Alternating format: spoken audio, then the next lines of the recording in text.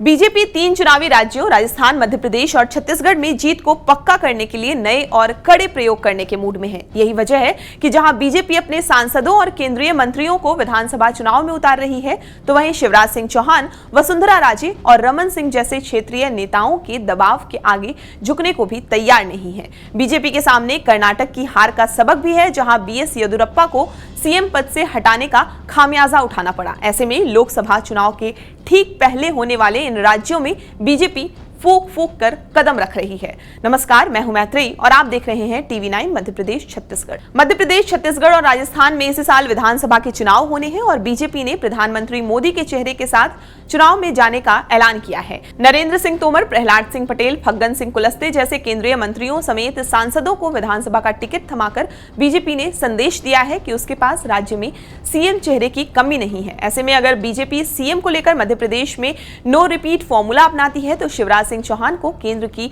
राजनीति में लाया जाएगा। पार्टी को इसमें कोई दिक्कत भी नहीं होगी, क्योंकि बीजेपी के लिए मध्य प्रदेश संगठन के लिहाज से बहुत मजबूत राज्य है। ऐसे में शिवराज की जगह अगर बीजेपी किसी और को सीएम बनाएगी तो कार्यकर्ताओं को कोई फर्क नहीं पड़ेगा, क्योंकि मध्य प्रदेश में पार्टी जिसे सीएम तय करेगी उसे कार्यकर्ता स्वीकार करते हैं। बाबूलाल गौर की जगह जब बीजेपी ने शिवराज सिंह चौहान को सीएम पद की कमान दी थी तो कार्यकर्ताओं ने उनको स्वीकार किया था, लेकिन बीजेपी के लिए मुश्किल ये है कि उसके पास मध्य प्रदेश में शिवराज सिंह चौहान से बड़ा ओबीसी चेहरा नहीं है। प्रहलाद सिंह पटेल और गणेश सिंह भी ओबीसी से आते हैं, लेकिन ये पूरे प्रदेश के नेता नहीं बन पाए हैं और साथ ही केंद्रीय नेतृत्व को भी इन पर पूरा भरोसा नहीं है। ऐसे में ज्योतिरादित्य सिंधिया छुपे रुस्तम हो सकते हैं, लेकिन उनकी महाराजा की छवि इसमें आड़े आ सकती है। हालांकि शिवराज सिंह के करीबी उनको किस्मत का धनी कहते हैं।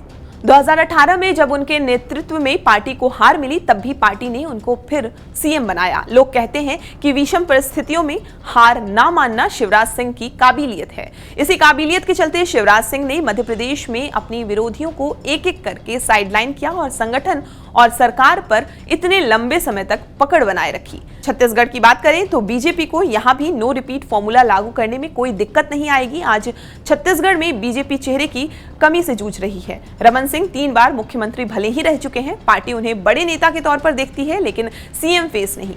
इसकी वजह है सक्रियता की कमी। बीजेपी ने छत्तीसगढ़ में अरुण साव, नारायण चंदेल जैसे नई लीडरशिप खड़ी करने की कोशिश की, पर इनका कद ऐसा नहीं बन पाया कि इनके नाम को प्रदेश के एक छोर से दूसरे छोर के कार्यकर्ता जानते हों। मौजूदा सीएम भूपेश बघेल के खिलाफ सांसद विजय बघेल को उतारकर बीजेपी ने मुकाबले को दिलचस्प बनाने की कोशिश की है। महिला नेताओं में सरोज पांडे हैं, जिनकी छवि एक आक्रामक और तेज तर्रार नेता की है। बृजमोहन अग्रवाल की बात की जाए तो राज्य में पार्टी के बड़े चेहरे हैं, लेकिन केंद्रीय नेतृत्व में से संबंध अच्छे न होने के कारण साइडलाइन है।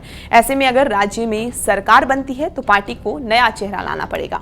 बीजेपी के पास जैसी प्रॉब्लम मध्य प्रदेश और छत्तीसगढ़ में है, वैसे ही राजस्थान में दिखाई देती है। राजस्थान में बीजेपी के पास वसुंधरा राजे से बड़ा चेहरा नहीं है। वसुंधरा ही एकमात्र ऐसी नेता है जिसके पूरे प्रदेश में पहचान भी है और पकड़ भी। वैसे तो बीजेपी ने कुछ सालों में राजस्थान में कई नेताओं को खड़ा करने की कोशिश की, लेकिन सभी नेता जमीनी पकड़, करिश्मा, भीड़ जुटाने की काबिलियत और मीडिया हलचल के मामले में वसुंधरा से पीछे नजर आते हैं।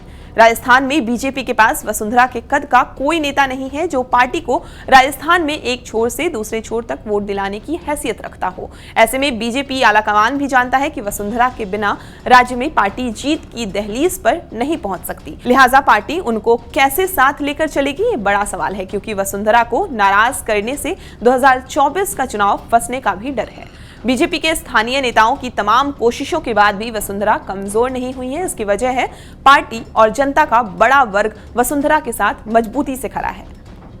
बता दें कि बतौर सीएम वसुंधरा राजे कभी बीजेपी आलाकमान और राष्ट्रीय नेताओं के दबाव में नहीं आई। ऐसे में बीजेपी के नो रिपीट फॉर्मूले को वसुंधरा की रजामंदी बेहद जरूरी है। दरअसल राजे के करीबियों का मानना है कि वो सम्मानजनक फैसला चाहती हैं, जिसमें उनका भी मान सम्मान बना रहे और उनके समर्थकों का भी। वसुंधरा के दबाव का ही नतीजा है कि उनकी करीबी देवी सिंह भाटी की बीजेपी में घर वापसी हो सकी है। ऐसे में एक फॉर्मूला ये भी चर्चा में है कि वसुंधरा की जगह उनके बेटे और सांसद दुष्यंत सिंह को विधानसभा लड़ाया जाए और वसुंधरा केंद्र की राजनीति में आ जाएं। ऐसे ही और भी वीडियोस के लिए बने रहिए TV9 मध्य प्रदेश छत्तीसगढ़ के साथ।